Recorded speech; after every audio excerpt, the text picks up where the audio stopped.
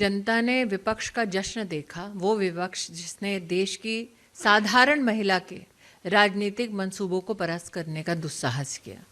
कल देश के हर नागरिक ने वो नज़ारा देखा जब देश की महिला के राजनीतिक आकांक्षाओं को विपक्ष ने एकजुट होकर कुचला।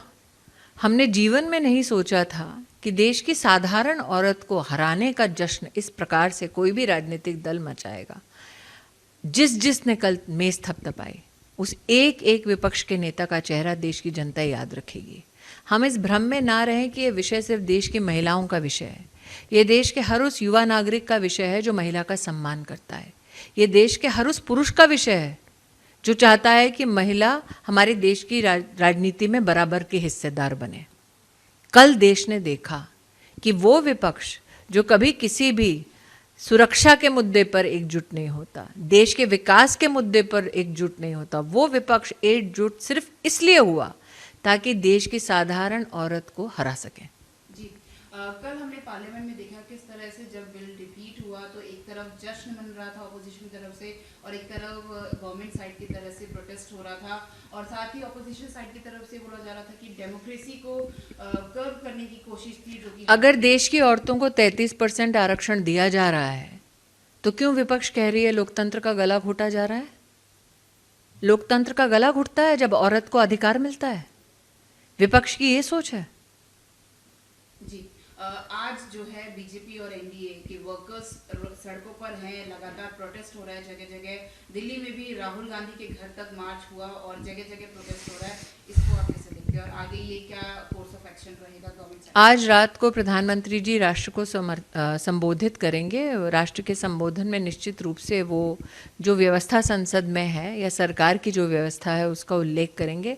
मैं तो बस इतना कहना चाहती हूँ, 2010 में कांग्रेस के पास सत्ता थी, तब राज्यसभा में जब प्रस्ताव आया तब बीजेपी ने विपक्ष में रहते हुए भी कांग्रेस का समर्थन किया इसको पारित करवाने में। कांग्रेस के पास सत्ता थी 2010 में देश की संसद में, लोकसभा में। वो चाहते तो बीजेपी के समर्थन से 2010 में इसको पारित करा सकते थे, नहीं कराया। कांग्रेस की आज प्रेस कॉन्फ्रेंस में कांग्रेस पार्टी ने कहा कि हम 98 साल पहले ये सोच रखते थे।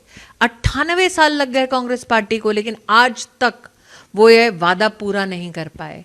कल सरकार ने जो प्रस्तावना की उसमें कांग्रेस पार्टी ने, डीएमके ने, टीएमसी ने यह भ्रम फैलाया कि दक्षिण के राज्यों को समानता का अधिकार नहीं मिलेगा, उनके अधिकारों का हनन होगा। कल देश के गृह मंत्री ने स्वयं सरकार की ओर से ये प्रस्ताव रखा कि अगर आप चाहें तो 1 घंटे में अमेंडमेंट लेके आ सकते हैं, 50% प्रोपोर्शनल इंक्रीज इन सीट्स को वो अश्योर कर सकते हैं। कांग्रेस ने इस अश्योरेंस को भी स्वीकार नहीं किया। इसलिए कांग्रेस की कभी मंशा नहीं रही कि देश में 33% आरक्षण लागू हो। जब सत्ता थी तब भी नहीं, जब सत्ता नहीं है आज भी नहीं। जी, लगातार ऑपोजिशन की तरफ से एक ही पॉइंट उठाया जा रहा है डीलिमिटेशन को लेकर और साथ ही उनका ये भी कहना है कि अगर आपको बिल को पास ही करवाना है तो 2023 के बिल में डीलिमिटेशन का उल्लेख है। थोड़ा पढ़ लिख के अगर प्रेस कॉन्फ्रेंस करे तो कृपा होगी। 2023 के बिल में डीलिमिटेशन का उल्लेख है, तो अगर 23 में डीलिमिटेशन के उल्लेख का कांग्रेस पार्टी ने समर्थन किया तो कल क्यों नहीं किया? आज जब कांग्रेस क्या प्रेस कॉन्फ्रेंस हुआ उसमें बोला कि नहीं 23 का बिल लाइए, उसमें डीलिमिटेशन है। नहीं, लेकिन हम डीलिमिटेशन को मानते नहीं, तो फिर करेंगे कैसे? तो ये खिलखिला के राजनीति करना तो बड़ा आसान है, लेकिन अगर आप फैक्चुअल कॉन्स्टिट्यूशनल प्रोसेस पे जाएं तो कांग्रेस पार्टी क्या चाहती है कि ऐसा कोई घिचपिच हो जो कल को जुडिशियल स्क्रूटनी सुप्रीम कोर्ट में विथस्टैंड ना कर सके।